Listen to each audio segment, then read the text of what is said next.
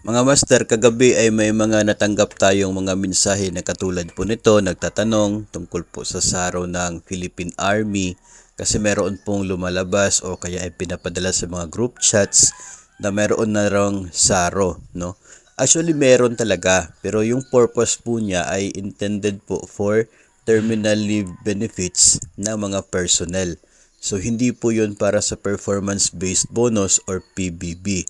Kaya nga po ay huwag masyadong maniwala kaagad kapag yung pinapakita sa inyo na picture or screenshot ng isa pong special allotment release order ay putol yung purpose. Kapag hindi po pinapakita yung purpose, most likely ay hindi po yun yung inaabangan at hinihintay po ninyo. No, karamihan po sa ngayon yung PBB po yung hinihintay, no, gusto pong malaman kung mayroon na silang saro. So hindi po ibig sabihin na nandyan na po yung pangalan ng agency ninyo, mayroon na pong amount, ay for PBB na talaga yan, especially kapag yung sinisend ay putol po yung purpose.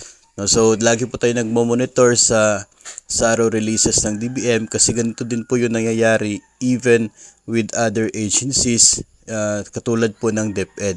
No, yung mga lumalabas na SARO tapos pinuputol po yung purpose para hindi po siya talaga hindi po ninyo ma-check kaagad in one glance na for PBB ba or hindi. So, the moment na mayroon pong saro dito ay atin naman pong ipapaalam sa inyo para updated pa rin kayo at alam ninyo na talagang intended na yon for the performance-based bonus.